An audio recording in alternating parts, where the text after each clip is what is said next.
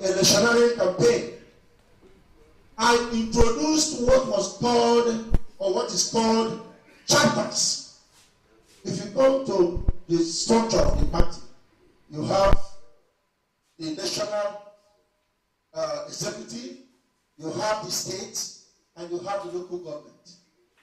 But when I looked at that structure and find out that most of these people that are really supporting this party are out of the party, they are not part of the structures of this party, then I introduced what is still called chapters. In these chapters were under the world. The polling centers that are located in a particular area will form executive just as we have it in the ward or local government, the full executive, command and control those polling units.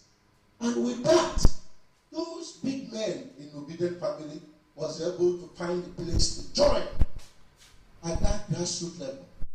They were the one even using their money to fund those chapters and make those chapters vibrant. That was how we were able to manage and protect our votes, and I give it to you. But that's not the issue. Let me talk about our constituency. I've been here for years. I can tell you today that our hospitals, if you go to the true master plan of Abuja, Abuja was supposed to have, each district supposed to have a hospital. You know, when we come out, they will tell us about master plan. Their only master plan is to demolish maybe one thing or the other. But that master plan of implementing what is in the master plan by building hospitals and other things that the people need, nobody is talking about it. About schools, nobody is talking about it. But it's just a master plan where they can be able to break and they relocate to someone else. That is the type of thing they talk about in the master plan. Most of the hospitals in Abuja was built by the military. Go and find out. And the subsequent civilian administration are even unable to maintain or improve on the walls built by the military over the years. Go to our hospitals. If you go to Kukwa Hospital, you will see makeshift batters all over. Even the national hospital was built by a batter's wife. Yes, national hospital. Today, that you can get our hospitals, maybe a pregnant woman that can just deliver, even when the condition is not suitable, the doctors will discharge her to go home because there is no enough bed to accommodate her. In a state, just like Prof said, governed by the President of the Federal Republic. What a shame. This should be a base center state that other state governors will emulate from.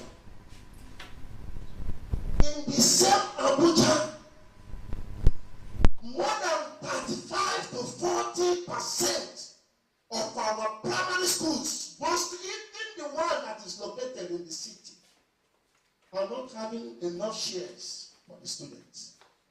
Students study on the bedroom. Go and find out. Abuja. Schools without roof. Over there. No sanitary places. A place governed by the President of the Federal Republic. The minister is just his administrative representative.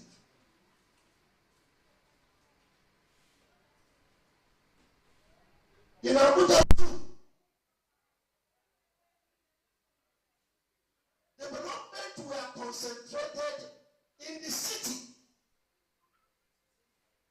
The satellite towns that we have within us and our rural communities are not paid attention to. It's human beings like me and you that are living in those communities. No road, no water, no good schools, nothing. When people ask me what is it that Labour we could have done different if P2B today is the president of Nigeria, I will tell them this. The difference between what P2B would have done is that in Nigeria today, I have opportunity to be in an ad hoc committee that investigated Nigerian sovereign fund, that managed the funding of Second Niger Bridge. 2.4 kilometers was built with 17 point something billion.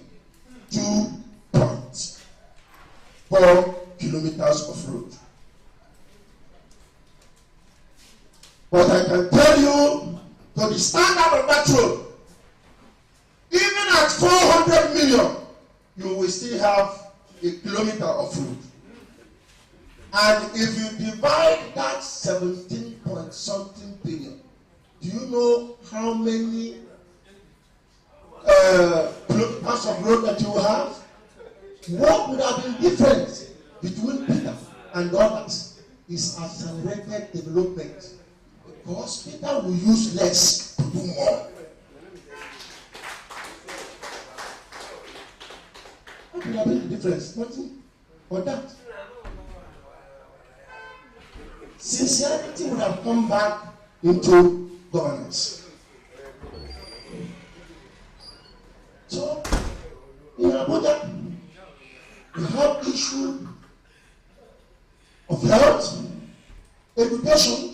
You can imagine, during that campaign, I went to a ward called Kawu. When I got to Kawu town, this primary school located in Kawu have 600 and something children, 9 teachers. And the day I came to that school, I only met 5. Among that 5, one of them was backing a child. So automatically it's -1.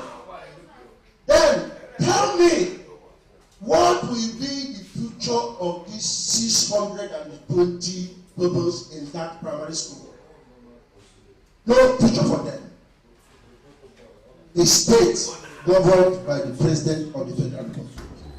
So with that, I want to tell you people, we know the problem of Abuja. Abuja, as a federal capital city, have no transportation policy. A city like this is not organized, and it has no system. With all the billions spent in Abuja, a shame for the years. Again, Abuja civil service was nowhere to be found. It's matched up with the federal civil service. When I came, I wrote about it to the head of service.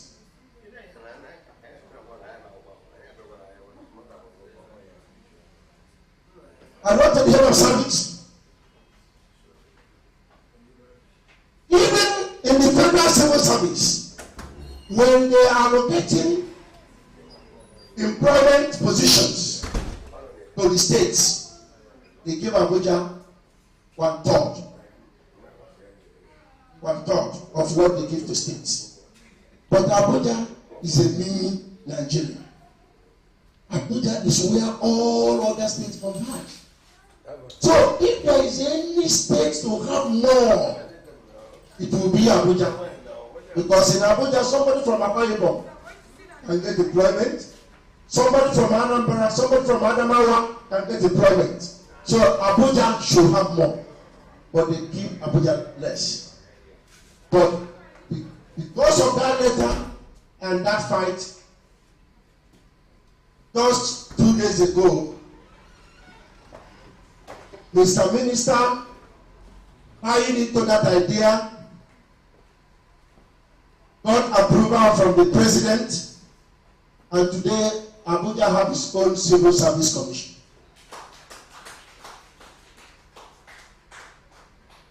That is part of our achievement. And that will help to have a civil service which is focused here in Abuja that are more productive. Then talk about the transportation sector in Abuja. Just imagine. Do you know that what it took the federal government of Nigeria to build the railway from here to Kaduna? I'm not against it. We need to have things like that. If half of it is invested from Maraba to the city, the amount of money the Abuja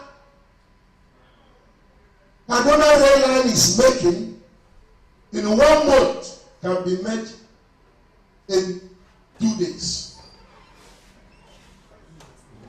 We have more than 200,000 to 300,000 people coming in from that route into Abuja at 200 naira per day.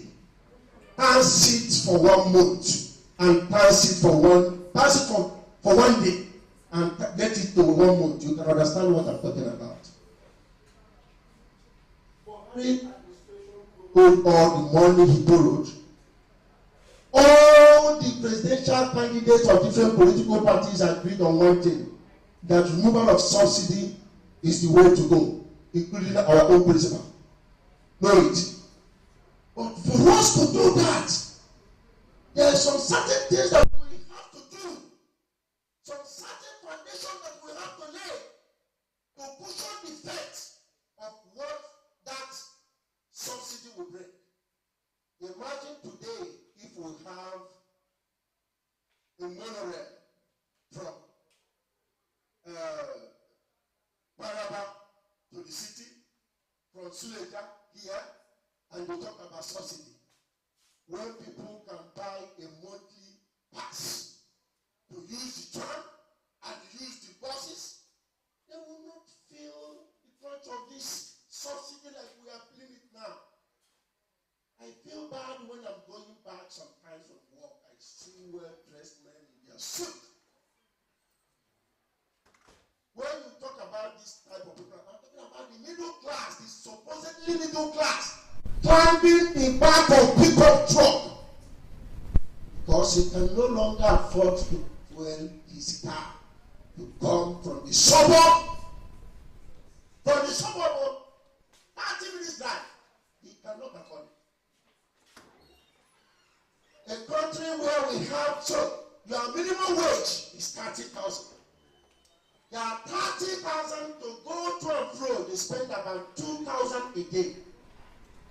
So your minimum wage can only take you for 2 weeks as transport, not other things that you need to do. It's the next thing that Labour would have done that is different is this. In fighting corruption, it's not we going around and using the FCC to be chasing people. Labour would have fought corruption with infrastructure. Because, put money there. Somebody can leave the city if it's expensive. Instead of paying 2 million here, you can go to Super and get yourself a house. In the morning, you use your bus pass and use the train or the bus to come to the city.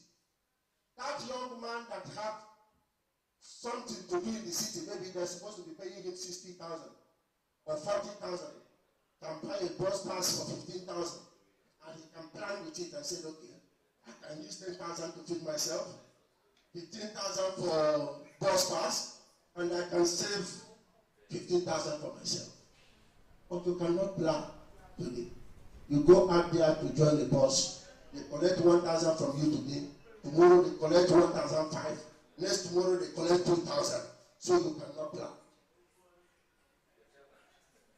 But you can leave this town and live there and pay maybe 300,000 for a flat. If that happens, assuming you are a civil servant, if you know that you are going to pay 200,000, 2 million naira to rent a house, and probably because there is no school, you have to pay another maybe 500,000 for your child to go to a primary school nearby that is a private school. I tell you, any money that passes your table, you will take it.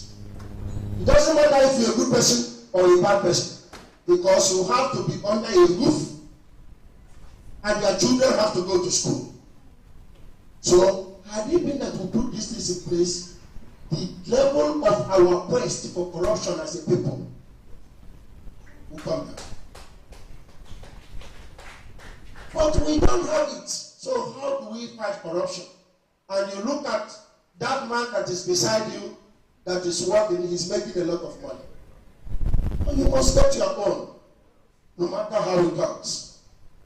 So, my people, I want you to know that on the issue of the civil service we have started, on the issue of transportation, the minister is now reworking it, and we will be backing it up with every legislation needed to make it work. Then comes to health.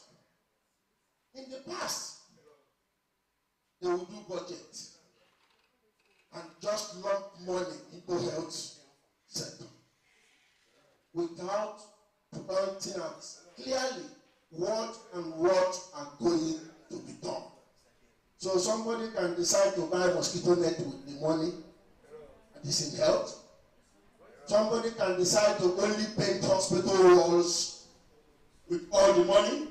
But this time around, we must carry out our oversight function by making sure that this project is start to a thing that we can see that is visible, so that tomorrow, when we go out there to say, vote for us again, you people can be proud that during this time, that we will be able to point at things that we have done as a result of our own oversight functions, knowing that we are not members of the executive. We are just in the legislative side. Let me now come back to politics. I can tell you that even 2027 election has started now. But some of us here are still talking about 2023. That's why some people were brought here to man the affairs of the administrative structure in Abuja. Labour Party is at risk. If we don't come together as a family, if some of us who believe that they are obedient but they are not Labour Party, you cannot run election on obedient platform. You can only run election as a member of Labour Party. That's why I started by saying you cannot separate obedience from Labour Party or separate Labour Party from obedience. So my fellow obedience, my coming here tonight is one, to thank you and appreciate you. And two, to give you a little insight of where we are and what we're trying to do. And finally tell you that we have to come together. I want to see these heavy men and women here involving themselves into the party structure and playing the politics of the party. It's LP that will make us survive this. Buhari ran election 3 times. Obi ran once and produce 35 members of the lower parliament and about almost 9 senators. That is a huge political achievement, if we don't know. And for you to win, you must build on something. When they were talking of structures, some of us were saying, we have the structures. What are they talking about? Even our principal will say, the market women are his structures. The students are his structures. But let me tell you, the truth remains. What they were pointing at is party structure. They were pointing at party structure, but we are getting it wrong. Without this party structure, you cannot win an election. Do you know that Labour, during this last election, half of the party agents, the primary agents, we don't have half of it? How do you win? You cannot win an election without that. No matter how good you are, go out there, talk about plans, how you will do it, change Nigeria, and you don't have this structure, you will continue to lose the election. Obedient family, come to Labour. That is where we will build our stronghold and launch out again. And this time, they cannot stop us. We have had a good beginning. And part of our problem was that we were not having funds also. Now a lot of people have discovered that Labour is capable. Those of them now that have that money will bring it to Labour. And the Labour will build a better grassroots ready for future elections. But we cannot do that without you people being part and parcel of this Labour Party. So I beseech you this evening. I beg you in the name of Almighty God. Let us come, join hands, and make it Labour Party. Labour Party, not just obedient. Obi is our principle there. But this party is what is sponsoring the bill. And we have to build it. Local government election is coming. And that's why I'm in a hurry to get to 2024. So that with the budget of 2023 that we'll be making against 2024, that little constituency projects, that one is strictly under me that I must account for the Labour family. And truly, I want to use that to prove that with little, that much can be done. And that is the only thing we will use to justify whatever in this coming election. That I will take the chairmanship candidate of our party, we will come to the community, we will be pointing at things. That borehole there, we did it. That primary school there, we rebuilt it. That health center there, we equipped it. Hold me accountable for that. That is a promise that I'm going to give you. And we will surely deliver on it. Why do we need these area councils? Without this area council, we cannot win election in 2027 in Abuja. Know that.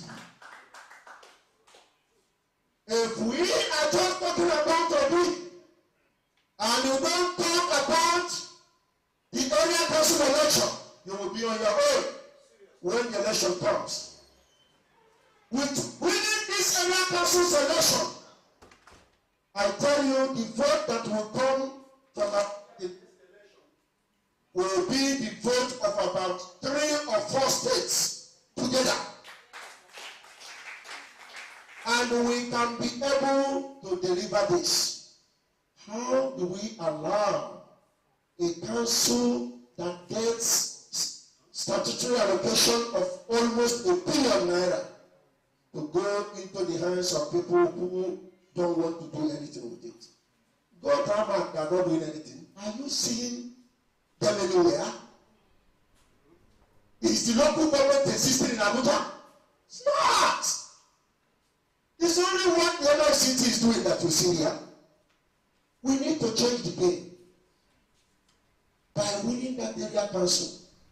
It will go a long way in changing the problems and the face of Abuja. Who said that local government cannot build hospitals? Who said that local government cannot construct roads? It's because people who are not qualified, who don't have the vision of what will be done, are managing it today. Look at your faces. I know one of you here, being that chairman of that local government, can do wonders with ₦1 billion and more than almost 20 billion worth of revenue generation. When I say it, you think it's a lie? Gwarimpa is about 300,000 house units.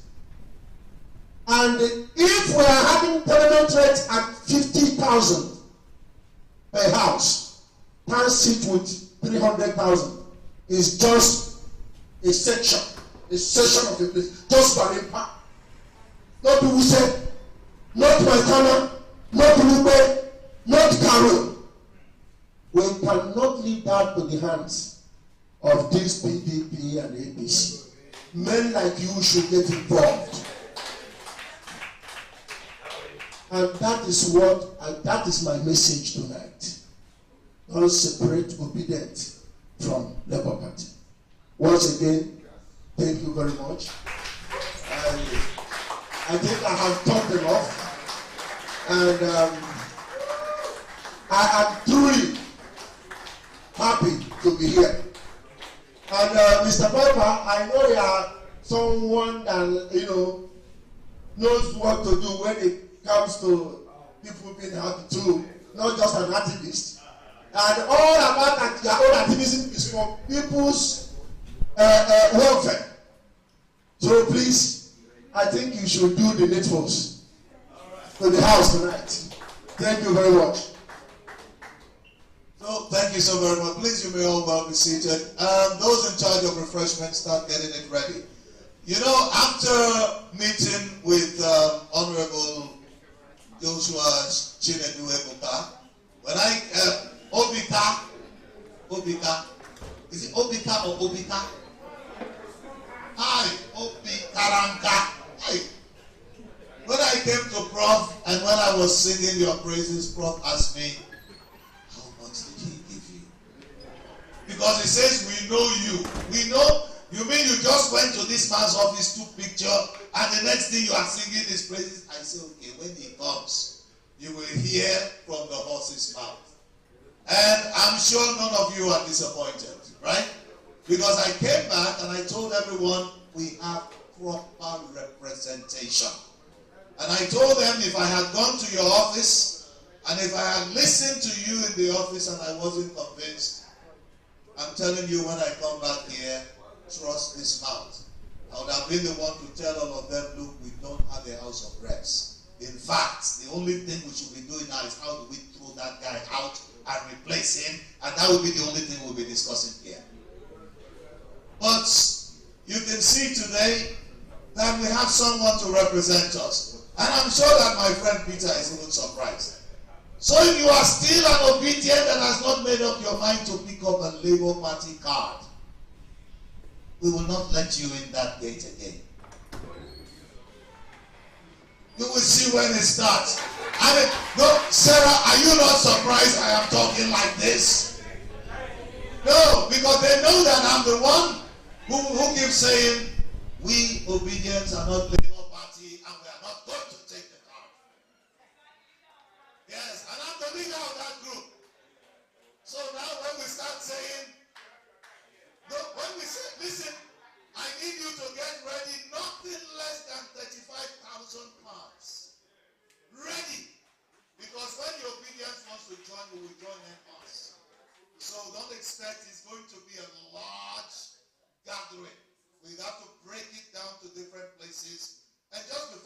continue. Some people came here with the special gifts for the Honorable.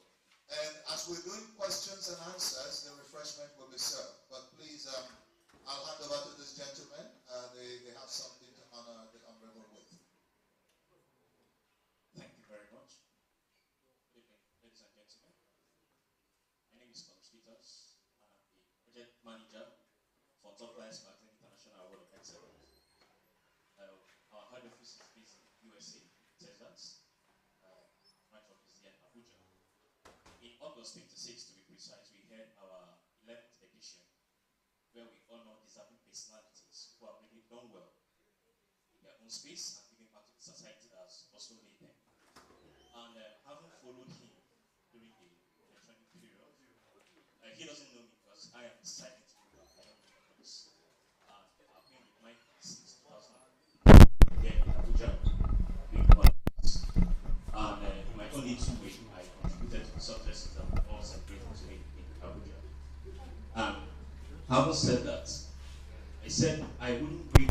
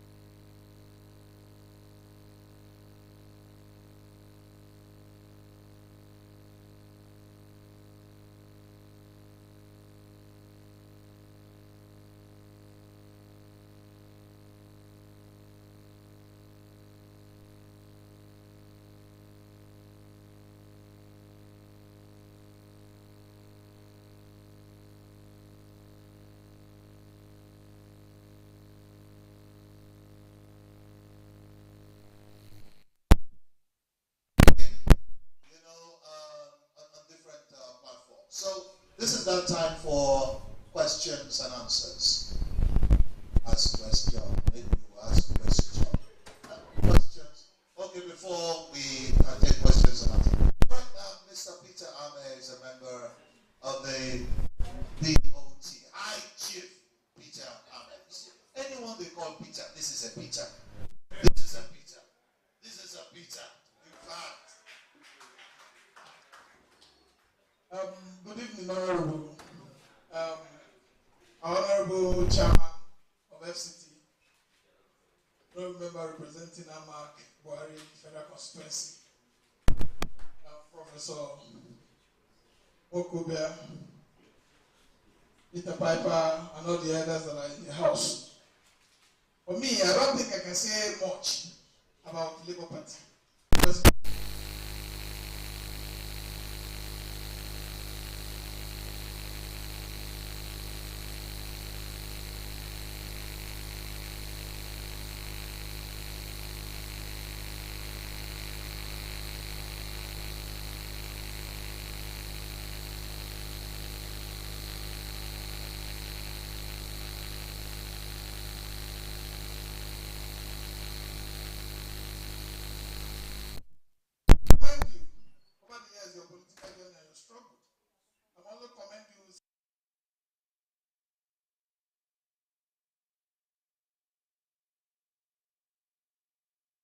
I was with the national chairman one time when he told me how you took success and other people. I wasn't there, you were not there. And that is how things, it's supposed to be. When you recognize the effort of those who contribute to your success and not think that it was because you were too politically experienced that you got what you got. And I thank the leaders of this forum, for hosting you and listening to you and your commitment to a renewed hope for those who want to really become part of the Labour Party, to participate so that we can save this country from the bad edge that we're getting to the bad leadership. I thank you and I thank everybody and I thank Paul for inviting me. I came with Sarah and our candidate for Edo Central, senatorial candidate for Edo Central for Labour Party. All I wanted to do was just to honor my brother here and make sure that he couldn't send an invitation to someone like me, I won't come. So I came to honor you. But if this party must survive, the things you have prescribed here as the drug to be taken, it is actual drug that must be taken so that we can cure this country from its current ailment. There's no way in the world that democracy is left to those who want to make it a business that the country survive. There's no way in the world that the citizens refuse to participate in the democratic process, that you expect change, that you expect development. I was here when National Hospital was built by Abacha's wife. I was living inside the Akinola Abuja house. And since then, like I said, there have not been single development in this FCT. There is no road. You can see AMAC. Even before AMAC was given land, they were almost in charge of every land from Buhia and Co. But it was taken over from them because AMAC itself is not proactive. AMAC has become like a church boys, where everybody goes, share the money that is there, and nobody even knows the area council chairman. Nobody knows them. Because everyone who is interested in you knowing them, they think that every time they can come, rig election and put them in place. We want now to include the leadership of Honorable to stop these people in their tracks and put a new leadership that will be represented by young people. Follow his leadership, follow his mentorship, follow his courage, and follow his determination to bring true democratic dividends to our people. For what he has said, I leave here with a renewed hope that the FCT will no longer be the same again in 4 years' time. Thank you very much. Honorable Barry, I saw you hiding in that corner. Thank you very much, everybody. Barry. Thank you, Honorable. We came to honor you through our brother here, but because we have another engagement, so we have to say something to thank you. The rest about me, I leave it to Chairman Peter to say.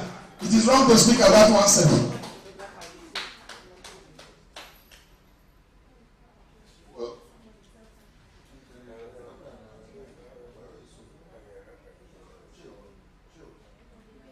Thank you so much. Let me start with His Excellency, that is the Governor of FCT, in the person of Professor Chris Wokabia. Thank you for making this gathering possible this evening. I want to thank especially my chairman, the chairman of our great party, Labour Party, FCT, no other person, the High Chief, Peter Chukwemeka. You're welcome, sir.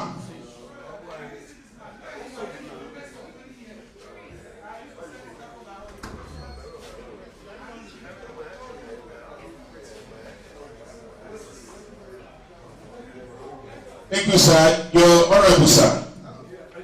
I think out of everybody that have come to welcome this occasion and in this gathering, I'm the most happiest person here, and one may not know why I'm the most happiest person. I'm the most happiest person because my post here sitting right by your left can be a witness. Opposite our party who slept on the Thursday night, if I'm not mistaken, on the 24th night. We were waiting and waiting and waiting before we were there to daybreak. I left, because of the curfew, I had issues with police around 4:35 a.m. going back, to do what I know how to do better, to represent my ward and all that. And throughout that 25th to 26th, I was on the road. That's the day I know how porous the security of FCT was. And I remember there were some incidents that happened. I called you on phone, and you say I should not worry, that God has taken charge and the election is being won.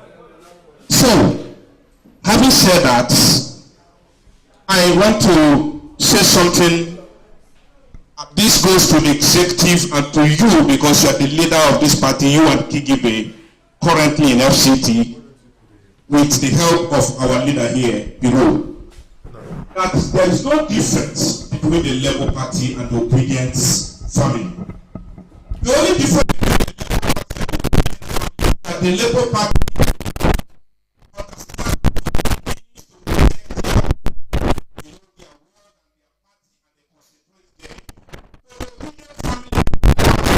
without constituency. Everywhere is our constituency. We have no boundary. And that takes me to say that your emergence as the honorable member representing Buhari and Amak today is not done by the people living in Abuja alone. It is a collective effort of the entire Nigerians, including the woman that lost one of her eye in Lagos just to vote. You being honorable today is a collective effort. Only that boy that committed suicide in Plateau State because of the injustice done to us. You were not the only people that won on the party. You were more than 15 numbers. But how many people have voted? And that boils to, what they cry and the press that we should register and become members of this party. But that will only be possible if the party do the needful, because if what people say afterwards, wow, I'm this man that, with all due respect, I respect every man, but everybody, I don't feel on his face. Because I don't know in that occasion. I told him, with all due respect, sir, you are not going to win. And the reason is that you've been here for more than 60 years, and it's sure to be here. Tell me how many people have grown youth for the past 16 years. I have followed in your footsteps and more. That's, you know what to do. I cited a lot of things that will not make you win, and that I am one of the persons that is campaigning most against him. That one of the reasons that go to all the places that Igbos are dominant in FCD, there is no road leading to those places. I cited those things. And I tell him that I will make sure, even if for no other reason, that people like that will not vote for you. And I'm going to do it with my full chest. And to God be the glory. I will make party in March, and he knows. So what am I trying to say? There are some things we're going to do. We know, sir. I understand you've been in the corridor of politics of FCT. And I want to call a name here. You know Mr. Beatrice in Kogwa. Mr. Beatrice working with Amak. Anywhere you see that man, thank him. He fought even as a banking man. The kind of underground campaign he did for Labour Party within his people, I don't think any other person can do it. What am I trying to say? There are things we need to do in Labour Party for us to have 2025.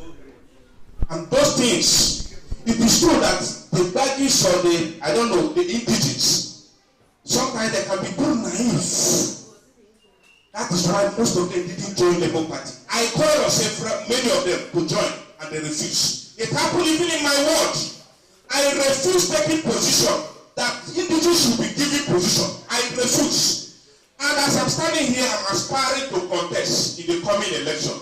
But if having a bagging man or an indigenous who can give us vote and make our party more powerful will be the answer, I can drop my breasts. Because the bigger the merrier. So, what am I trying to say? Opinion cannot fight Labour Party, but all we want is a good representative. And finally, I want to say thank you for coming. And take this back to your colleagues and your friends in the lawmaking business there, both at the red and the green chamber. That they should not forget where we started. Some of them, take it or leave it, wouldn't have been able to win 1,000 votes in their constituency if not for the obedience and the Pedagogy movements. And if they should rely on their strength, we know what to do. Some of them might be threatening to join a different political party. We are watching their things, we are watching everything they are doing. We are monitoring them. We have touchlight even in their bedroom. And when the time comes, we will call the roll call. Thank you.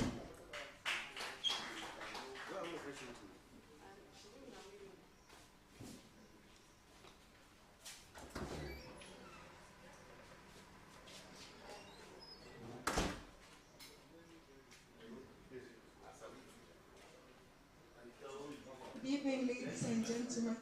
Good evening, Honorable Chinedu Obika. My FCT chairman is also there. Good evening, everyone. My name is Princess Lisha Ibe. I'm happy to be here tonight. Honorable, I really want to thank you for coming, for honoring the invitation, and also to say congratulations once again for your victory as the House was a rep member of FCT Amakambari Area Council. We're very proud, and I'm delighted and happy to associate myself with you because you are coming from my ward in Kubwa, so I am privileged to have you. I want to say I'm proud. Already we are seeing what you're doing in a very short time. We know you're going to do more. And I'm happy that you spoke about people that want to vie for positions, that the Obedience and the Labour Party should come together and have that strong force to take the area council election, chairmanship elections, and also the councillors. It's a good one. We're glad for your encouragement, for telling us that you are in support of us to push for that, because actually if we don't wake up to do that and other parties take it over, it will make your job more difficult. But if we are there, we are loyal to our own, the job will be easier, then we can deliver FCT together. So at this junction, I want to use the opportunity that this time around we have women too that are interested in vying for position. I use the opportunity to tell you that I'm vying for Buhari Area Council Chairman tonight. I have to tell everyone about it, and I'm really happy and I'm grateful for this forum tonight. And thanks to Professor Chris Mwakobia for putting this together. It's really a good one. Thank you very much, everyone.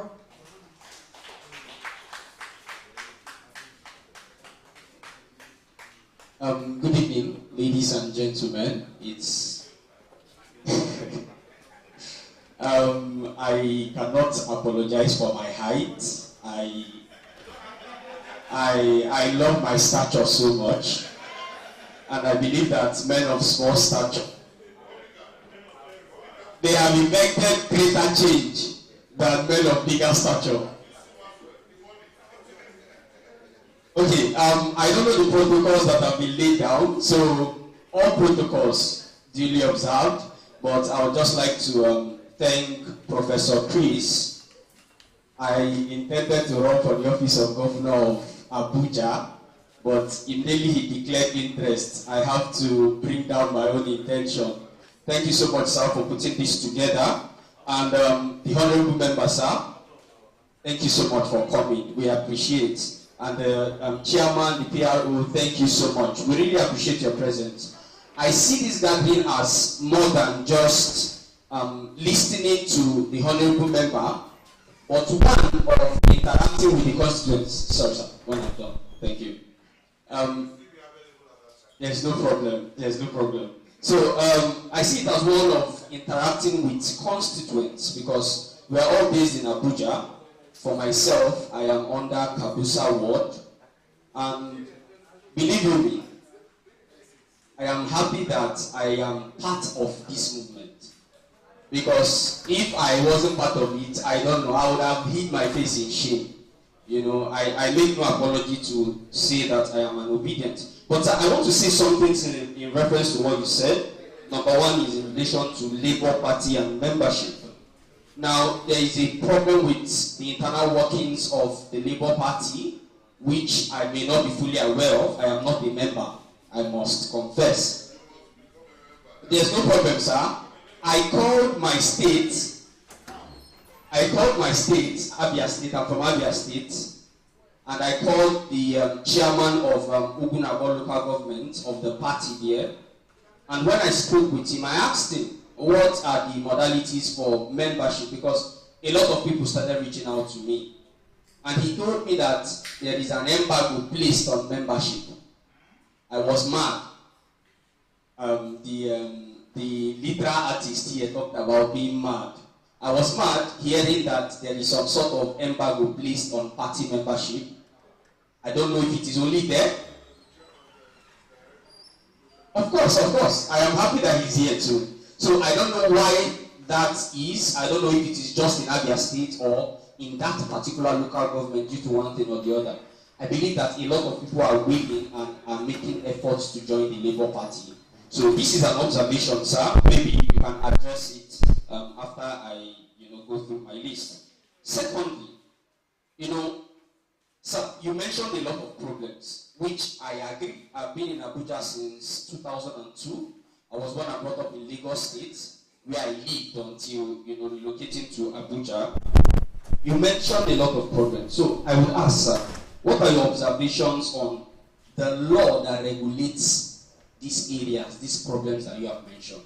Because outside of being, or outside of constituency projects, one of the core crux of being in the house there is for lawmaking. So I don't know if you have checked out these laws that affect these areas and see how we can work on them to see that the people of Abuja, your constituents, enjoy them. Then finally, laws and policies are what actually drive social change. Laws and policies drive social change. And you would agree with me that if members of your constituents cannot enjoy the rights which they enjoy, you may not even be able to get to the office if you decide to run for a second term, so you may agree. Because if people do not enjoy the rights to move out on the street, to air their views, to hold opinions in persons and in group, just like obedience hold their views as a group, if these rights are not there, there will be a problem. So to that effect, sir, I am making a passionate appeal. I wrote a letter to Senator Ireti Kingibe. I think that was on 6th of October. I believe that she has received my letter. I'll be waiting to see if there will be feedback regarding it. So while I was preparing your own letter, sir, it is beautiful that I've seen you here. Before I make it more official, I'll make that passionate appeal now. Sir, there is a law called the Public Order Act, which was enacted by a decree in 1979. And you would agree with me that a decree that was enacted by the military does not, in the real sense of it, favor a democratic, enterprise or a democratic regime. And that law provides that for people to hold views, for them to protest, that they must take permission from the police, which is alien to the fundamental rights. Nigeria is a member state of, the Universal Declaration of Human Rights, the Banjul Charter, and all of that. So, sir, I want you, sir, to please look into that law to see what we can do about it. And also, diaspora voting. I'm aware that there is a bill at the House of Reps that has been brought regarding, voting for diaspora. So, I've not gotten a hold of the bill, so I believe that we can do more and see how people can be brought into policy and lawmaking. To end my submission, I must thank you very much, sir. The greatest of all politicians are those who present themselves to be criticized by the people. I feel that that is the greatest of all, or representative of the people. So for you to come here, you are ready to accept what the people are going to say and take it back home to work. So thank you, sir, for being here. Thank you, Prof, for putting this up, and thank you for inviting me also. I really appreciate. And to everybody here who have been a member of the Obedience Movement, we are all brothers in arms. And like I always like to say, we will always win our battles on different fronts. Why Dr. Barry is fighting on the aggressive front, others are fighting on the very calm front, and others are fighting on two fronts and different fronts. So I want to say thank you to each and every one of you. God bless you and enjoy yourself tonight. You did ask some questions, and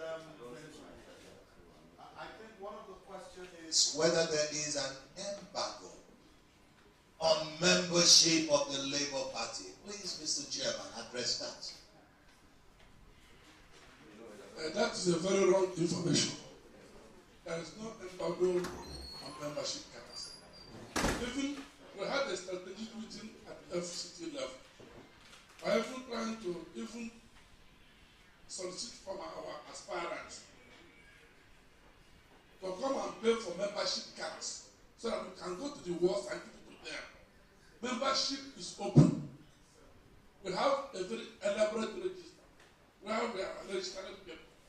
Even when you go there and there's no membership card, try to put your name in the membership register. There is a difference between don't go to the national and carry membership card and stuff into your pocket. There's a difference that you are a card carrying member and a registered member of the political party.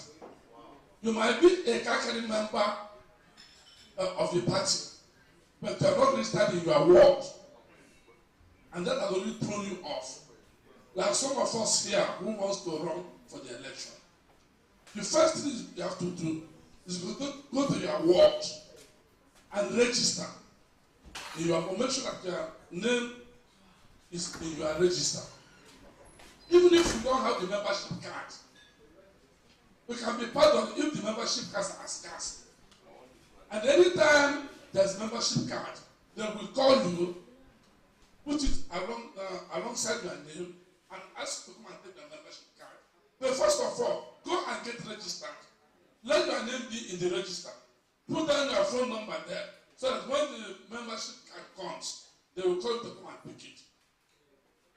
Don't go and run election without putting your name in your register. Thank you. All right, so the chairman has explained the difference between card-carrying members and registered members. So some of you card-carrying members who have been insulting we obedient, they are not. You will be very, very surprised now that some of us are going to kick you out of the place because you are just a card-carrying member and you are not even a registered member. You have questions?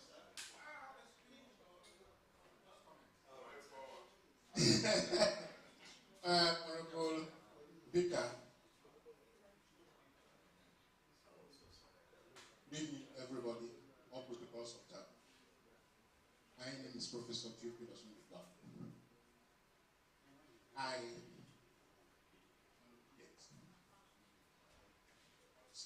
most important, present the political commission of Nigerian Labour Congress.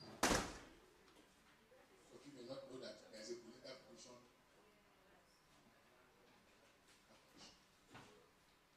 Just there. Representation.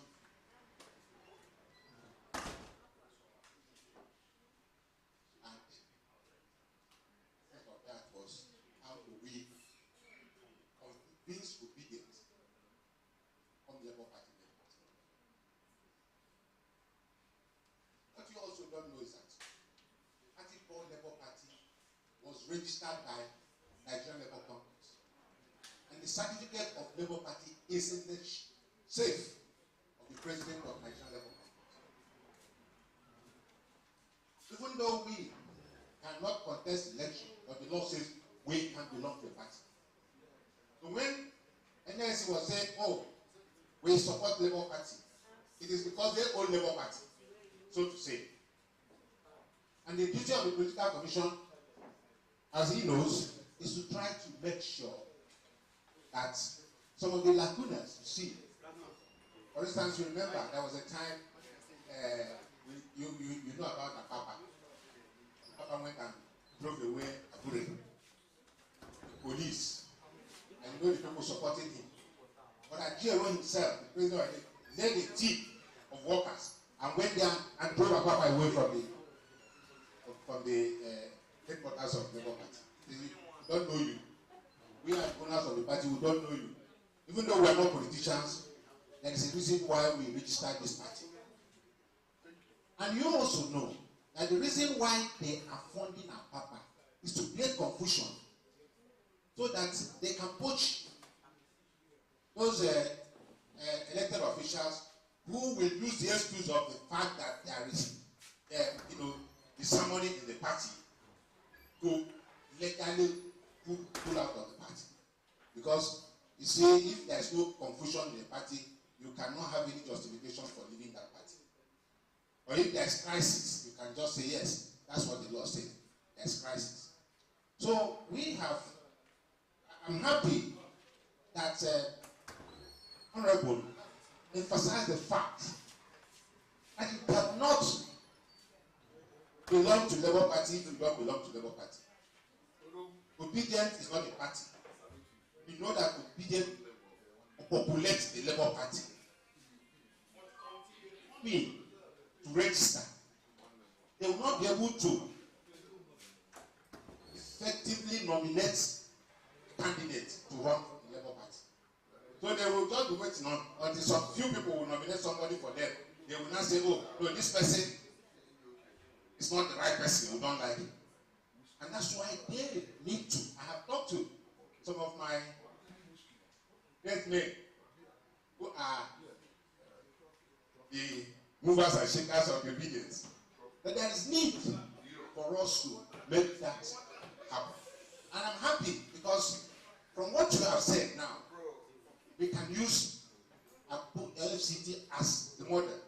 Because the problem we're having in the States is that there is a deliberate attempt to make sure that both obedience and workers, just like Maxwell said. Maxwell, I can assure you, we are at war with even the governor. Are you getting the point? Because most of the people who are elected don't even know that there's going to be an election in the next 4 years. And if you know politics, you know that the day election ends is the day you begin to prepare for the next one. So we are hoping that we will use that as a model and then try to see how we will get the states to open up and allow obedience. And workers too. Because who are the workers? I mean, you know how many millions of workers that come under NLC and TUC. If you don't allow them to register, and they are in every ward, in every village, there are teachers, there are nurses, there are local government workers, there are electricity workers, and all that. There are taxi drivers. So that's our problem now. We must bring in obedience to populate Labour Party. We must bring in workers to populate Labour Party. So I'm very happy that I'm here and that we are all already on that movement. Yeah, thank you very much. God bless you.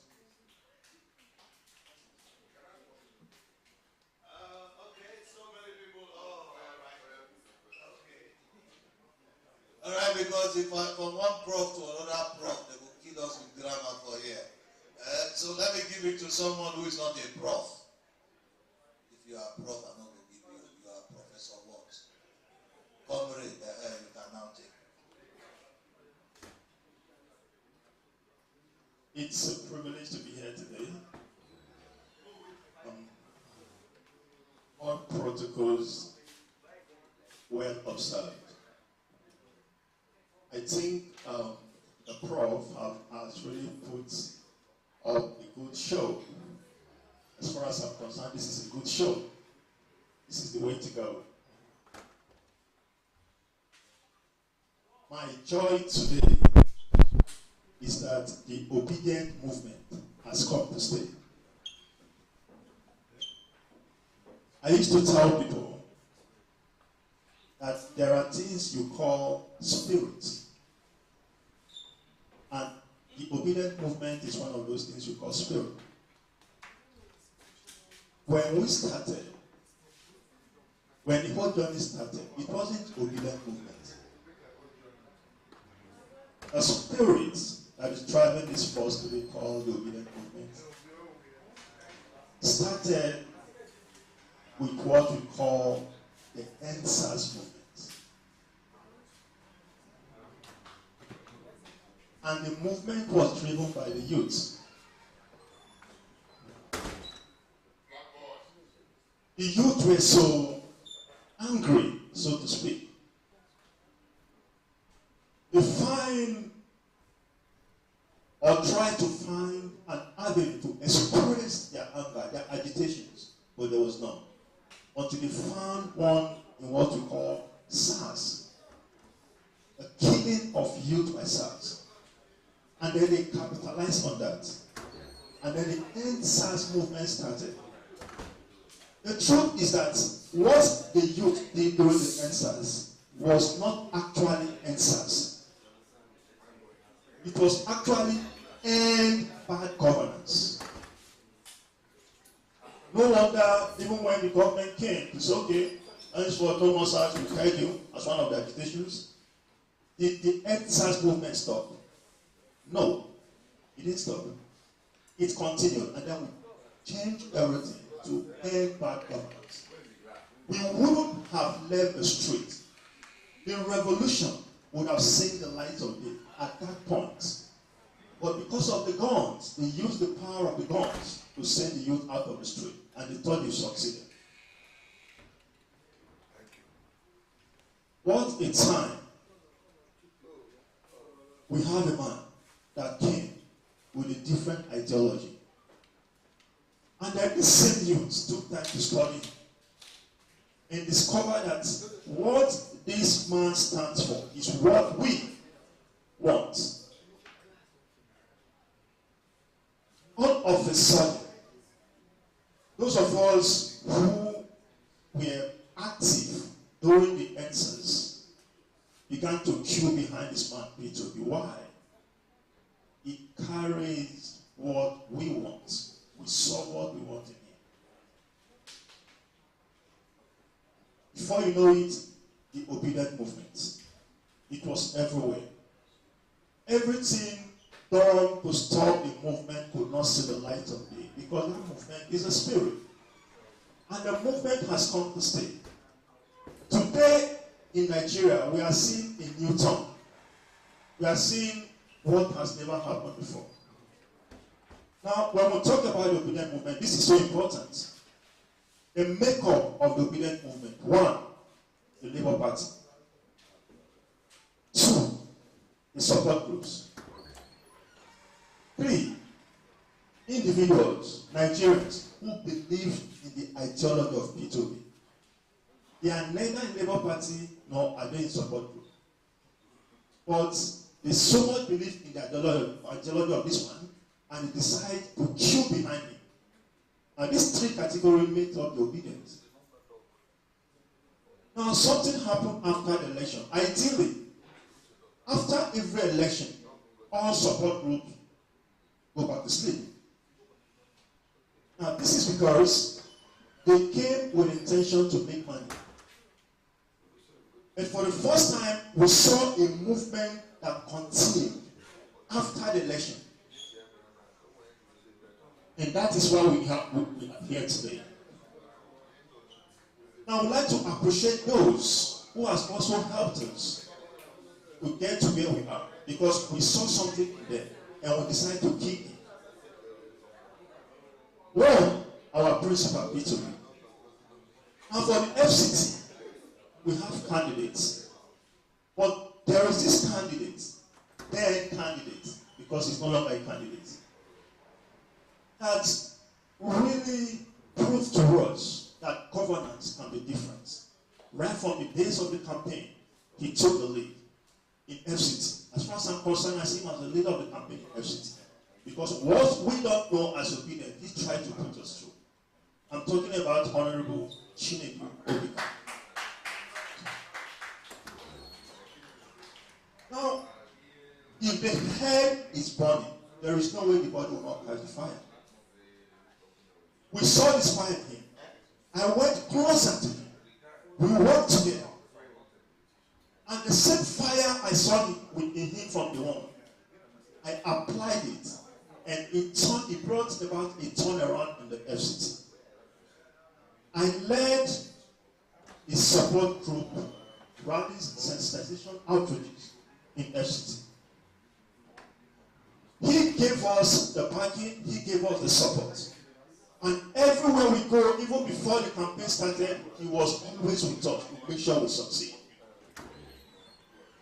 And indeed, we succeeded. I remember calling key persons from the different conveners or support groups in FCT. I told them that if this 20% is really going to work, then we will do everything possible to make sure that the big parties, APC and PDP, does not end at 20%. And that was exactly what we did. We came on out. Today, see where we are today. All credit goes to the obedient movement, which is made up of the Labour Party, the support group, and individuals who believe in this ideology. Now, very quickly,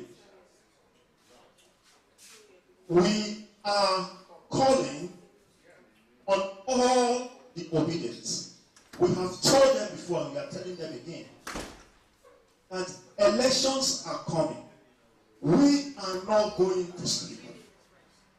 Our interest, especially in FCT, because this is FCT, is to make sure that the 62 wards in FCT and the 6 area councils in FCT are taken over by Labour Party. And it's going to work. We have identified men, we have identified people who have what it takes to go in there. And we are going to queue behind them, we are going to work with them. It's going to be a slap on our face for people to come out from APC and PDP to come and take those tickets because they have the money to throw around. We will not let it go. Thank you so much. Now, before I drop, I actually didn't want to say this here. I see it as a duty to pay my principal, someone I call my principal in FCT, a homage, a visitation, who formally made my interest known to him. But today he's here. I'm going to use this opportunity to let him know, because I have not heard it before unless he saw it somehow, somewhere. Okay, should I stop that? Should I stop that? Okay, okay. Thank you. Thank you. All right, they say a short speech should be like a lady's skirts, a mini skirts. It must be short enough, yet long enough to hide the subject matter. So, because the time is going now, so please, when you're making a short speech, let it be like a lady's skirts. You know, come on, handsome guys, don't talk now. You know, ladies, you like it when it's short. But it should also be long enough to hide the subject matter. Because the moment you see the subject matter, then what else is the clothing? And someone just told me that some ladies are so beautiful that even putting on their clothes is a disclaimer. You know, someone once praised Ebuka or Big Brother for dressing very, very well. And then they told the wife, oh, your husband, every time he dresses, he looks so good. You know what the wife said? He said the guy looks better without his clothes on. So, you know, just to let them know, well, you love the clothes, but I see him all the time without the clothes on. So we're going to let some people give very, very short speeches. You still want to give a short speech? Thank God you're a lady. It must be long enough just to hide the subject matter, but let it be a mini skirt. Thank you very much. At the point I was thinking the microphone was not gender balanced. Thank you, Honorable, and once again I must say congratulations at your judgment at the tribunal. Mine is just an appeal. Like he rightly said, one thing that kept the obedient movement going was the yearning for a new change, for a narrative that was different from what we've been used to. And as someone who has been privileged to work in the development space, I've participated in developing strategic work plan for states. And one thing that I know that we're lacking in this country is this top-to-bottom approach. So my appeal this evening is this. Like you said, and I said, you are going to community to do projects, and then when you are going back to look at and tell them this is what we did and this is what we are doing, it is good for you to consult with them and know what exactly they want. Many times we go into community and we think they need borehole, and probably what they need is a good sanitary system. Probably what they need is a road leading to the community market, but we neglect that and feel, okay, this is what they need. There is what we call sense of ownership. When they own that project, they will tend to maintain it and keep it well. So mine is just an appeal. While you go on doing your constituency project, try to engage the various stakeholders and ask what exactly they need. Thank you very much. That was really a short speech. They say we are not gender balanced, so please let the ladies talk. Thank you, so that you will not be guilty as charged. Good evening, everybody. Good evening, my chairman. Good evening, Honorable Obika. Mine this evening is just very short. Gathered here this evening are men, women, and young people who believe in a new Nigeria. They have a lot of hope, and you have a great duty to ensure that this hope is not being dashed. Our part with you, sir, is to go in there and make a difference. I want to encourage you this evening, sir, that you should resist any attempt or any temptation to join the back wagon. Seated here this evening are men and women of timber and caliber, and we are solidly behind you. We are with you, sir. No fear. We and more that are behind us are with you. So, sir, speak loudly. Let your voice be heard. No fear them. Don't be truth. But, sir. Thank you. God, we don't do gender. I better come talk with it. You know, we know that Eve was created before Adam, and Adam was made out of the rib of Eve. All right, please make it as short as the lady. Good evening, ladies and gentlemen. Good evening, my honorable. My name is Joaquin Ikemakala, a surveyor in Badu, sworn as a contractor. So mine is very brief. It's not going to be a sugar-coated word. Congratulations on your victory at the tribunal. What I want to let you know is, being someone who is interacting with the people at the street, we know what they're saying, and we hear their plight. And these are the people we rely on maintaining the strength of Labour Party come 2027. Now, we know that this top-to-bottom approach in the country, one, has a negative effect on some of politicians, particularly senators and honorable members who are coming. Yes, subsidy has been removed, but the effect is very harsh. Very, very harsh on the citizens of the state. What are the palliatives? Transport system is very difficult. For people to go to work is very, very tight. This period. But it's actually is a program that has been arranged by the party at the top, the party that has the leadership strength. But as the honorable member, our honorable member, because I'm living in Buhari, because I'm living in Cooper, so it's Buhari Area Council that is on the. So please, what I'm trying to say is this: based on the palliative that Labour is hammering upon, that each time they make a step to go on protest, you see the federal government and maybe the party at the center will try to stop them from doing that. There should be a program by yourself to at least win the confidence of people who will make sure that victory is won come to next election. So please, my question is this: what are your program for this your constituent? Thank you very much. All right, thank you very much for making it brief. The Honorable Obika gave a very lengthy speech, and I think you may have to go through what he has said. And there's just one gentleman behind me. After that, I give it to you, because I know when the microphone gets to the hand of a professor, he might prophesy. Thank you. Truly, I'm a gentleman.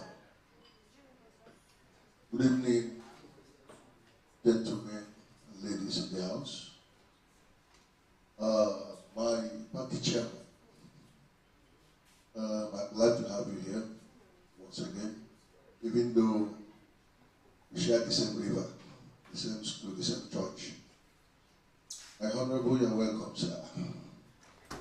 Prof, I'm here again. Your domain. I actually asked for the microphone for a single reason. And that reason is very simple. Just to say a congratulations to our brother on his victory, both at the poll and at the tribunal. Honorable, we were able to have an interface during the electioneering for just one reason. I had a servant that served 2 masters at a go. How does that happen? Yes, my house is in Banya. But I was given Nasarawa West to be the OB and data coordinator in the whole of the 5 local governments. I was what took my time there. But you may ask, now that I'm in those 2 places, how do I cast my vote?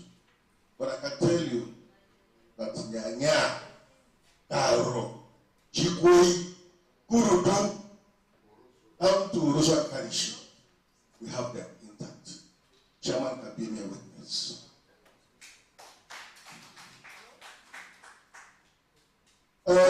I never wanted to say anything, but I said, no, it's good I say something.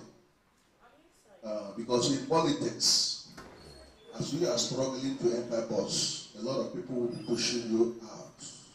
And while they are pushing you, try as much as you can to bring yourself in. If you don't bring yourself in, no one else will bring you in. In other words, it is a very good and nice opportunity having you tonight, because what we have done this evening is not everyone can do it. Because most times their thinking is once they have crossed the ladder, it's good the ladder breaks.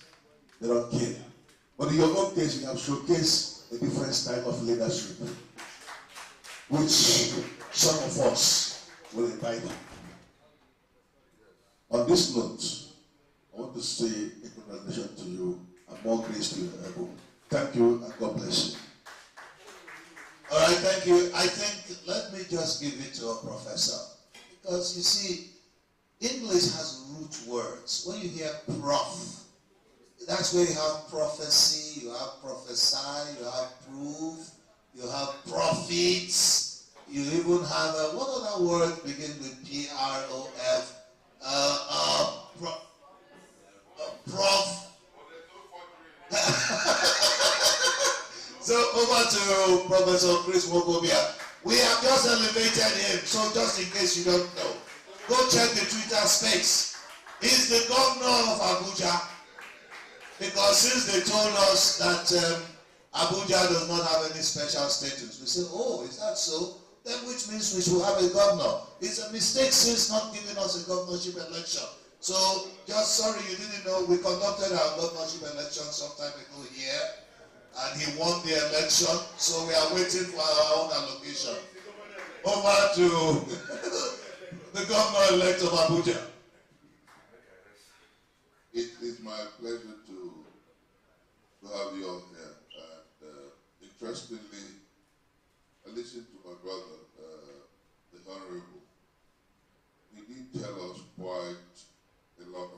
insurgent politically, which is impressive. You know, one beautiful thing about our country is the fact that when you hear some political stories, some they inspire your faith, that whether those people on the other side like it or not, we're still one great country, one great people, and we can break our fault lines to forge a strong rainbow coalition of sorts. I believe in Nigeria, I still do.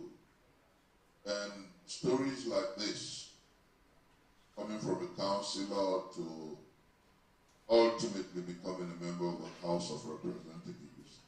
I'm talking about Abuja, like he was born here. It's impressive. But we didn't just call our brother here to hear beautiful stories. We called him here to share with him. And that's what we're doing. Impressively, he has told us things we don't know about Abuja, so we need to support him. We need to stand with him. We need to encourage him.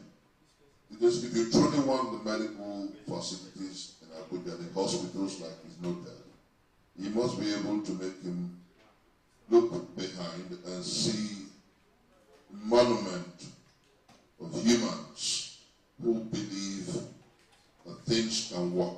And that's the philosophy of the obedient movement. You know, I heard my brother talk about how the NSAS protestation came about. Indeed, my own daughter was the one who handled the feeding of those who were involved in the NSAS protestation at the Lekki toll gate. I won't tell you how she survived the draconic shooting. I won't tell you. But thank God she's still here. What is important for all of us who are obedient and who have seen more than one reason why we must populate the Labour Party. What is more important for all of us is the fact that we believe that there can be a new Nigeria. There is hope for a new day, a new deal, a new dispensation, a new tendency, and a new country. You know, I've met with, regarding Labour Party, my chairman, I've met with my daddy here, Professor Ndubwa, a few times with several other leaders of the party about the need to have my constituency, I'm proudly obedient, for night and day, spent my resources, worked with them, was night and day on TV, on Twitter Space. If I tell you how much we put into the Obi campaign, you will ask us whether we're breaking pipes. But the truth is that we're proud that we're able to make the impact that we made. We're proud that we have a honorable respect. I can look at the whole trajectory and say that I'm proud. After all, my House of Reps member is from Labour Party. After all, he calls himself obedient. After all, we didn't lose all out. After all, 25% of Abuja, no party could make it but Labour Party. So we didn't throw our money away in vain. We worked hard and we got strong score. But you know, interestingly, my honorable representative, and this is very important, that's why I asked for the mic. I've heard people talk about the need to take over the councils, and I think it's very important. I think it's extremely important. I've had people come to me to say, oh, I want to be area council chairman. I've had people come to me to say, oh, I want Buhari, oh, I want this, oh, I want that. And I think it's right. And I think that they need you. They need your counsel. They need your advice. They need your leadership. You know, I tell people that the failure, the problems we have with Nigeria is the failure of leadership, mentorship. They need you. You know this now. I heard you, I listened to you. Yes, they might need our endorsement, but they need your guidance. They need your leadership. They need your counsel. They may not need all the money from you, but they need guidance. And at some point when the primaries come, we will also come to you to ask you, who do you think can win of the several people who have consulted you? Because it is important. It's about winnability, it's about strategy. You know, it's not about someone who likes me or someone I like. It's about how we can take possession of the city, how we can take possession of where we live, and how we can rewrite the story. Let it be said that when the Labour Party was in charge of the FCT, things got better. And I think we can all do that. I think we must all do that. I think we should all do that. And I want to welcome you. This is your home. If I want to fight you, I'll fight you personally, privately. I won't fight you in public. You know, I have a Jewish orientation, and they tell you brothers quarrel in the bedroom, they don't quarrel in public. If you want to make a brother do right, call him privately and say, hey buddy, you can do it better. And then when you come out, you say, okay, let's do it this way. And so I believe that that's why you're here and you are home. You know, we hope to see you next time when you're wearing a boxers or a short. We want to see you in a simple t-shirt. And when you cross the gate, you're not honorable. We play, drink, dance, and talk like brothers. That's why we're here. And I'll tell you, what we have started with you is what we're going to do. Others will come to you because the whole world is watching what we're doing here today. And it's uniquely Labour Party, it's uniquely obedient. Since you guys were sworn, since the 10th Senate, since the 10th House of Reps, nobody has gone back to his constituents to say, let's judge up, let's talk. So I think you're going to go home proud. It's the best of the obedience spoke with you tonight. You know, I think we're going to do something unique because some people don't know that everybody that made the obedient movement tick. You heard the name Green Pastures. Obika, you heard the name Green Pastures. That's the boy here. He was everywhere.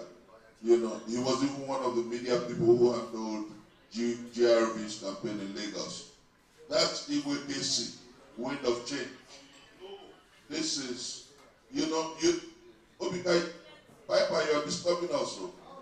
We're talking, what's a convivial environment, friendly, relaxed. Let's play now. You know, that's in the media. Obika, you know him now. Our brother in the media. He was everywhere, all over the world with Peter Gregory, you know, transmitted even the judgment live to over 500,000 viewers around the world. That's what he's doing here today. We have brothers here, we have doctor. I want to see your hands in the air. Yeah, he's a medical doctor, an assistant director. I don't know why he's so proudly politicking. Opinions are mad people, you know.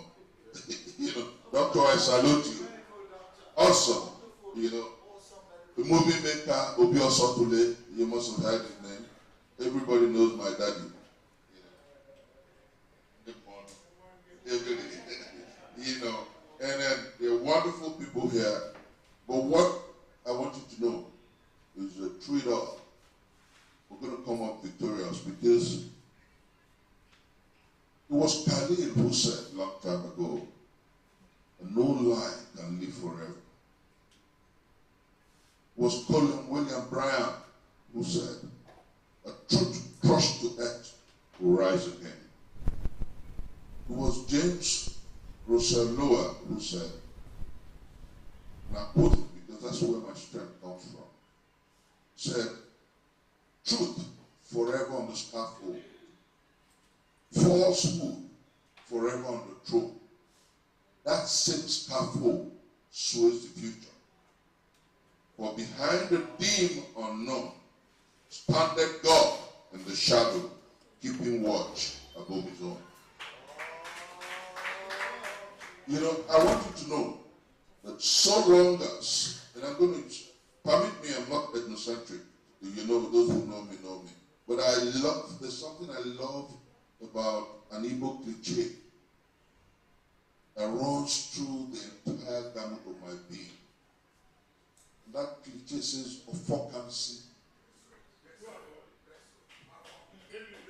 If you have a good heart, no matter what, no matter the conspiracies of 1,000 demons, they can't hold you down. So I want you to stay there with a good heart. You have to set your constituency. You have to do right. Because if there's anything you should know, that you and Ireti are the first leg of Labour Party and the Obedient Movement in Abuja, the FCT. So you must have a good heart and strive to make things right. If you do, nothing, not 1,000 demons, not 1,000,000 wickets can stop your stride and your rise. So that's my advice, and that's why I'm happy that we have sat here together like one family. You know, for those who, there's pepper soup, there's still a few things to eat. If you want to eat food, interestingly, Piper, leave me alone. You know? But I think I'm one of the best chefs in the world. You know, I made a beautiful soup. You can eat it if you want. You know, but the important thing is, for one great family, we must stay together, stick together, walk together, run together, crawl together if you can run. You know, fly if you can fly together. But ultimately, we must keep moving and walk, betting the new Nigeria. God bless you.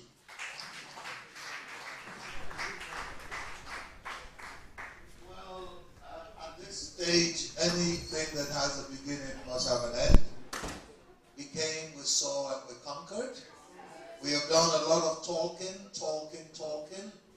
and we know that some people here come from a very far distance. And we just wanted to go over to the... Oh, without this flag boy... but no. Okay, all right. It is the one representing the flag. So let him speak on behalf of the flag. Good evening, distinguished ladies and gentlemen. Good evening, my Honorable Chinedu Obika. And there is something I really want to say here. And this thing has been disturbing me for a very long time. You know, I've been on the streets right from the days of campaign. We moved to the days of protest. What I want to say is this: I was sitting down here listening to everybody. Nobody went through that direction. And that was why I say that I should let the mic from here and say, why I'm saying this is this. On the 6th of September, when the Court of Appeal passed their judgment, I came there, I met UC Maswe. Where a few of us that were there that day was expecting a very large number of obedience to be on the street that day. But I didn't see anyone apart from UC Maswe and myself. So I told him that if Asari boys would come out beating their drums and everything with their charcoal and powder, the Nigerian police did nothing to them and the Nigerian army did nothing to them, then why won't we, as a citizen of this country, come out and speak and protest? Because it's our fundamental human right to protest. For that reason, I told him for that reason, I was going to bring out my flag and my dress. I would dress up and I would stand and protest and nothing will happen to me. And I did. And I was expecting obedience to come out. But they didn't come out. Few people. It was just few of us that came. When I went live, people saw my life and I did a short video. I tweeted it. P2P grassroots mobilization, retweet it. That was when people started coming out. What I'm trying to say is this: I'm begging the leadership of Labour Party.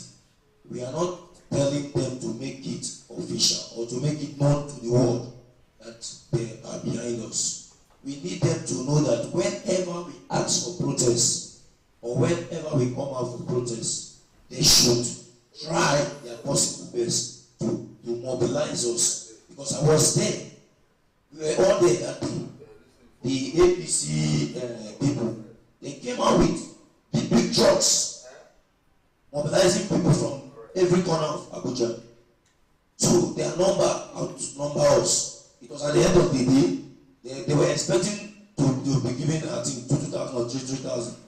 At the end of the day, they left them stranded. They now came to us, telling us that the APC people picked them up. They told them that they were going to give them 2,000 or 3,000. They stamped them. But we are not asking for money. What we need is just transportation. Just give us that vehicle that will convert people. Me, I don't need transport. Me and a leg at the trade. No place for Abuja where I never use the trade. So that's what I want to see. Yeah, thank you very much. Huh? All right, it's like this closing remark. All protocol to be observed. Actually, I didn't want to make comments, but I just want to use some that thing. It's a happy campus. We're kind of emotional about it. Every time I say it, it's a symbol. That passion, that love for our dear. The sacrifice is not in vain. Thank you very much. You finally have gotten me to speak. Flag Boy and Emmanuel, both of you have finally gotten me to speak. You know, I'm happy we are having this conversation. You know, I call it a conversation. It's a family interaction. We review what has happened, and we look at those that scaled the hurdle. One, like our good brother Obika did. Eventually, we may have Ireti also join us at some point to speak. And every other person, because it's a two-way communication.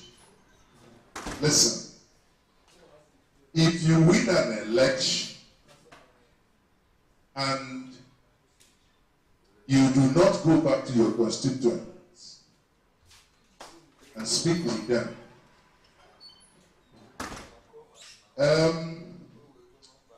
that means something is wrong somewhere. Whoever doesn't do it with obedience, whether inside Labour Party or outside Labour Party, we can guarantee you will be one time. No apologies. That's the way it's seen. No apologies. However, there is a proverb in Igbo.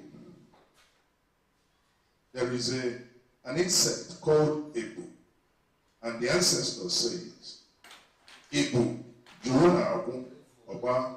I don't even know the insect, the botanical name of it. But what it means is, for that insect to strike, it goes back to the nest, communes with the queen mother, comes out. Whoever it meets on the way is as dead as, now destruction. Now, in governance, we say that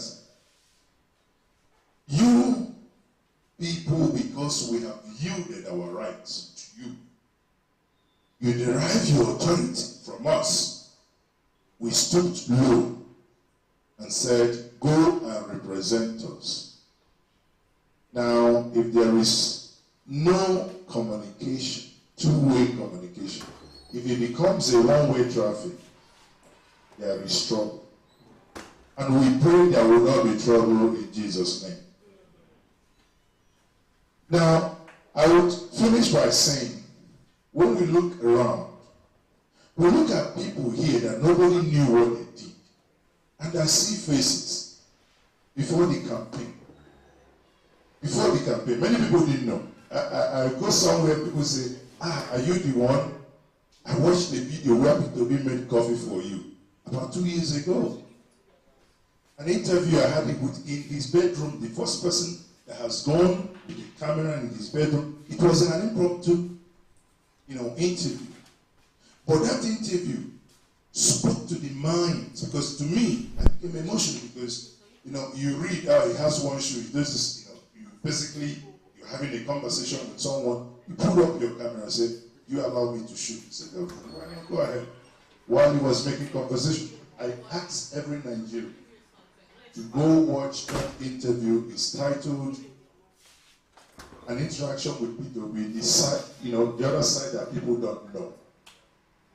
And that side people don't know. When our brother was saying something, he said something that I think many of us ignored or didn't pick on it. This is what Peter would have done. Peter is not a magician.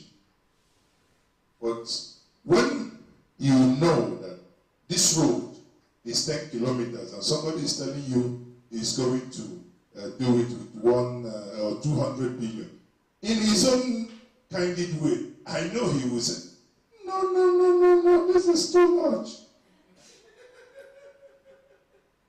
And that is it. That is too much. But that is what governance is all about. Governance is about the people. Governance ought not to be a criminal enterprise. Governance is, we, all of us here collectively, we have yielded our rights to you to say, go and represent us. Therefore, please, I beg you, stay on that path. Stay on the path of truth.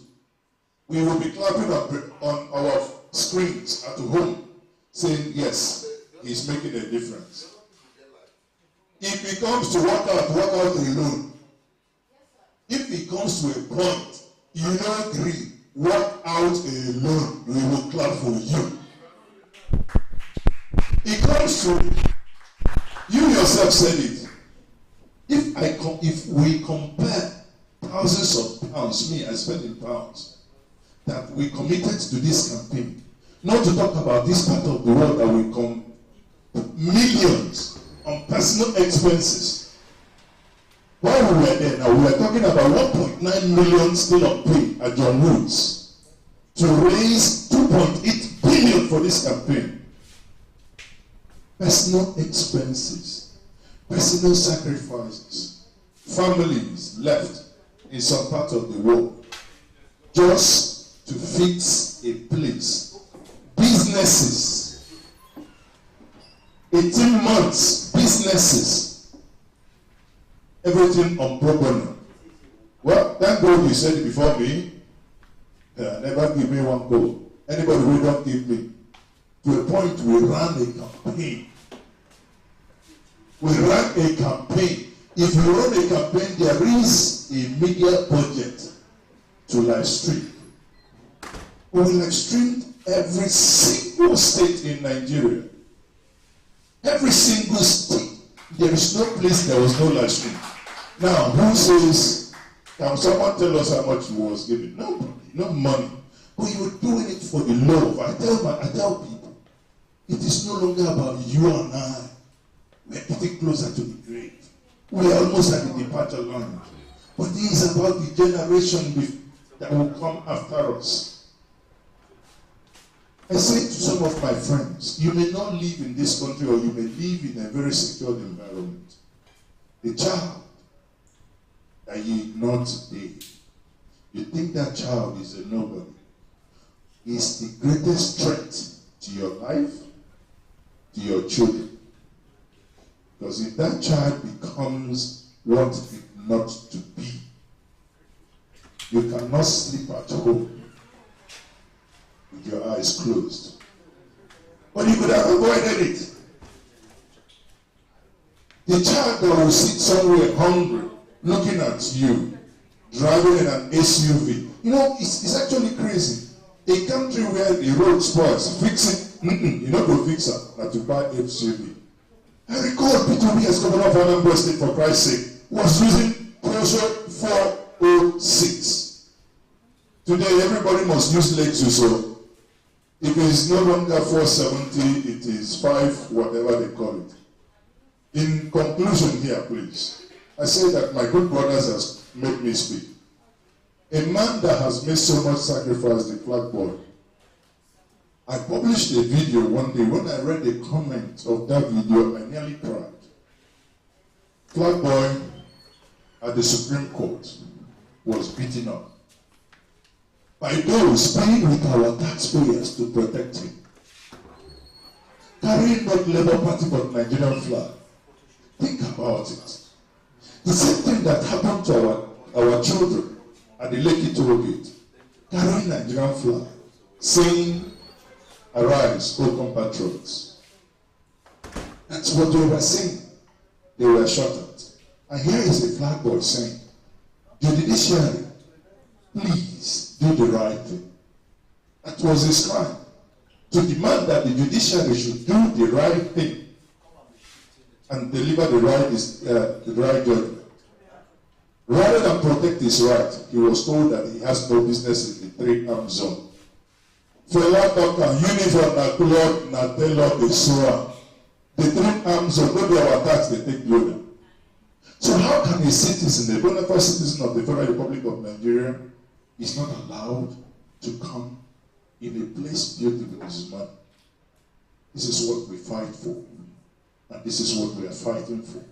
And this is what we must continue to fight for. In Nigeria, where we are all equal, you don't need to know anybody to become somebody. Thank you very much. Thank you. Obedient people, they do the talk. They do the talk. I just say now politicians, they talk fast. Politicians don't talk. If I give this microphone to everybody, what is the time? To 11. Abba. So what we want to do now, we all want to take pictures. We want to do a photo shoot because if we start dance now, we're not going to fit. So dancing now, for those who not go home again, if you drink too much, make sure that you know how to drive properly or look for somewhere to sleep. Yes, we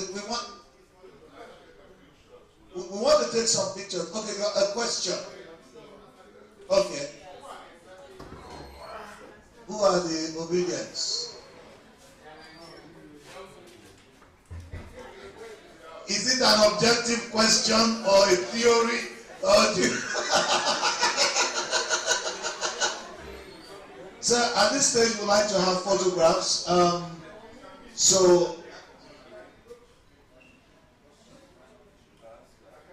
the alcohol is all a part of the picture. So let's just see if we can.